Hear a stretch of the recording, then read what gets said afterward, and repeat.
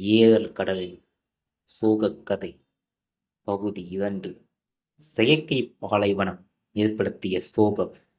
2014ஆம் ஆண்டு நாசா எடுத்த செயற்கைக்கோள் புகைப்படம் ஒன்று ஏழல் கடலில் பரிதாப நிலையை அப்பட்டமாக எடுத்துக் காட்டியது. அதன் கிழக்கு பகுதி முழுவதுமாக வறண்டு விட்டதை அப்புகைப்படம் காட்டியது. அந்த வறண்ட பகுதி இன்று புவியில் புதிதாக தோன்றிய பாலைவனமாக அறிவிக்கப்பட்டுள்ளது. அந்த பாலை நிலத்தின் பெயர் அரால்கம் பாலைவனம். இது மனிதர்களால் செயற்கையாக உருவாக்கப்பட்ட பாலைவனம் என்பதால் உயிர் சூழலை பாதித்தது. சுற்றுப்புற பகுதிகளில் இருந்த நன்னீர் உவர் நீராக மாறியது. இதனால் கடுமையான நன்னீர் பஞ்சம் ஏற்பட்டது. இதன் பாதிப்பை தெளிவாக விளக்க வேண்டுமெனில் இதை கடல் நீரோடுதான் ஒப்பிட வேண்டும். கடல் நீரில் 1000க்கு 35 பங்கு உப்பு இருக்கிறது. முன்பு 1000க்கு 1 பங்கு மட்டுமே இருந்த ஏரலின் உப்பு அளவு இன்றைக்கு 1000க்கு 100 பங்காகிவிட்டது.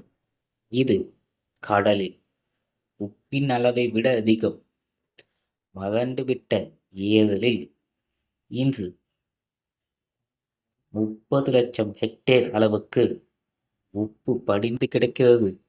இப்பகுதியில் ஏற்படும் புழுதி புயலால் இந்த உப்புக்கள் டன் கணக்கில் வெகு தொலைவு வரை அடித்துச் செல்லப்படுகின்றன. இதனால் பல 100 கிலோமீட்டர் தொலைவு வரையுள்ள வேளாண் நிலங்களிலும் உப்பு படிந்து சாகுபடிக்கு பயனற்ற உவர் நிலமாகிவிட்டன. காவு கொடுக்கப்பட்ட மீனவர் வாழ்வு. இப்பகுதியில் வசிக்கும் மனிதர்களின் உடல் நலத்தையும் இச்சீர்கேடு பாதித்துள்ளது. புற்று நோயிலிருந்து நுரையீரல் நோய் வரைக்கும் இதன் பாதிப்புள்ளது.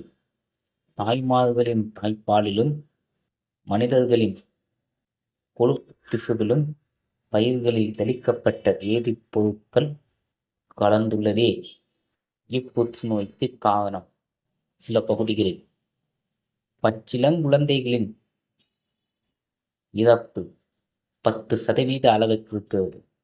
இத்தோடு பொருளாதார இழப்பும் அதிகம். ஒரு காலத்தில் ஏரல் கடலில் 40,000 மக்கள் மீன்பிடித் தொழிலில் ஈடுபட்டிருந்தனர். சோவியத் ஒன்றியத்தின் மொத்த மீன்பிடிப்பில் 1/6 பங்கு மீன் ஏரல் கடலிலிருந்தே கிடைத்தது. இதெல்லாம் இன்று பழங்கதை. மீன்பிடிப்புக்கு பயன்படுத்தப்பட்ட பெரும் படகுகள் இன்று வறண்டுவிட்ட ஏரியின் தரையில் துருப்பிடித்து காய்ந்து கிடக்கின்றன. உழவர்கள் மட்டுமல்ல, மீனவர்களின் வாழ்வும் காவு கொடுக்கப்பட்டு விட்டது. நன்றி, வணக்கம்.